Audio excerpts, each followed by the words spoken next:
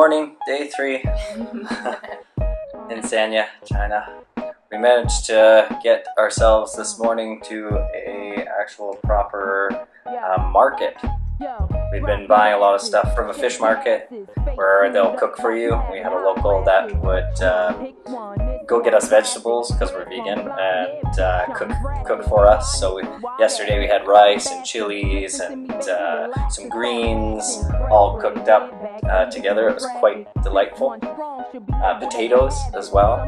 We use a lot of cooking oil when they use the wok, and it's something our body aren't quite used to, so been looking forward to a lot of fresh fruit. And today went to the market and we managed to get some bananas and some grapes and some kiwis, and they were much less expensive than at the kind of corner store that our hotel that you've been going to. So now that we've kind of broke out of the comfort zone a little bit, we managed to get some grapes and stuff to enjoy. Try and eat a little more fruit. Stay hydrated. It is hot today. So hot. It's a scorcher, man. One thing in Sanya, on the island here, it is very humid, which obviously makes sense, but not something I'm used to. It's definitely been an adjustment.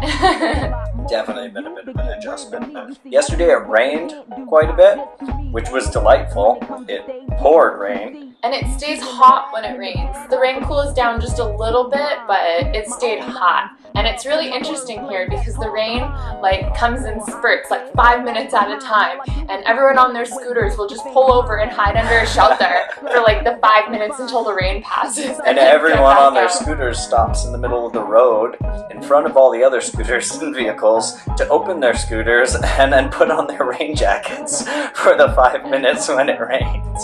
But everyone has rain gear here. Everyone has an umbrella, so it's obvious it's very humid, tropical climate here.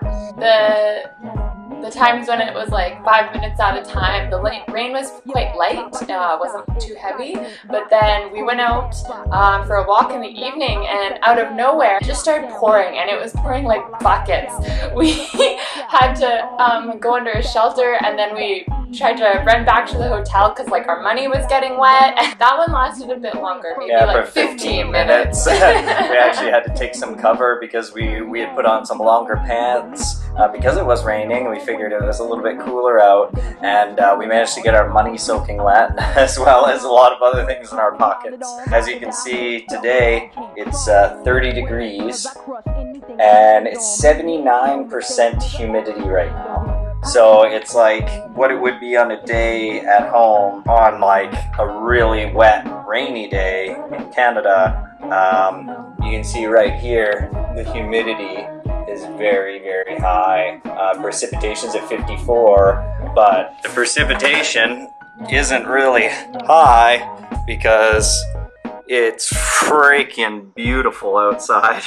There is no rain in sight, just humid. When we left Canada, when we went to go get some shots, we were told not to eat things like watermelons and pineapples in some of the poorer countries because they have a high water content. Same with grapes too. Basically vine fruits, she said that they can soak up a lot of contaminated water, and then so inside the fruit that you're eating, you're actually eating contaminated water. Tree fruits, she said, were just fine. Here in Sanya, it seems much cleaner than some of the other places we're intending on going to, so maybe in places like Cambodia and Laos we'll stay away from those as much, but here we feel safe enough to go ahead and eat it. Another thing you have to consider if you're coming to Asia is that there's things here, things are a little dirtier. You kind of have to make friends with things like cockroaches. Every time we come into the room, we just clomp, clomp, clomp, clomp. And we do this because when we first got here, the guy who brought us up to our hotel room did the exact same thing. He started to stomp in the hallway. I know in Canada, there's only a few places in major cities where you worry about cockroaches. And I mean, it's still an issue in any port city, I think anywhere.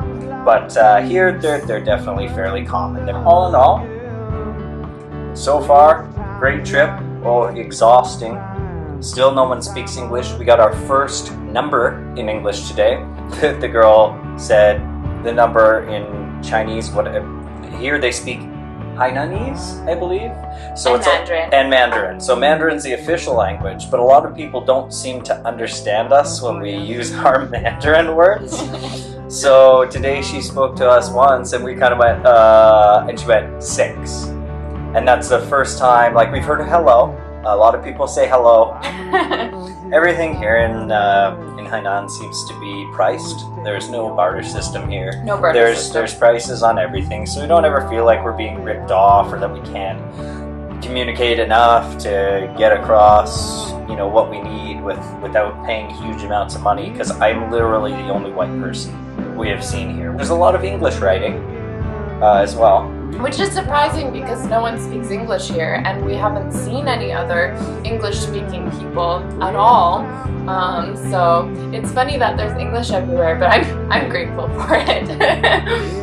It's been a very humbling experience. It can be very stressful sometimes. When people say culture shock, they're not kidding. It's quite a shock. Like, the culture is very, very different. Canada, the Great White North it is different from this, that's for sure. I think patience is key. This is the thing we've learned. It's hard to be patient. We live in a very fast-moving society. Here, when it's a bit of a struggle to get food, and you're hungry, and you've been walking all day, slowly but surely, feeling a bit better. What was I talking about?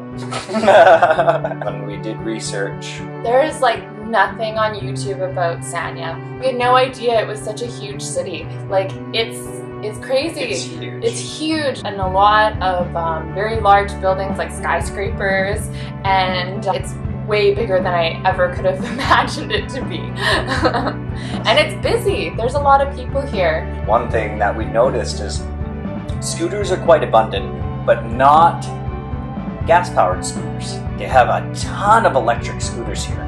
Everyone rides scooters and they ride them on every pedestrian path. So you couldn't like wear headphones and go for a walk. You'll get run over. Pretty sure. Not really. I haven't seen anybody get run over. There's a lot of honking. I think people here... People use horns differently here on the roads. They use it more as to notify others, like, hey, I'm coming up behind you. It's not like, idiot. Yeah. It's not nearly as aggressive as it is in America. It's just like, yo, I'm here.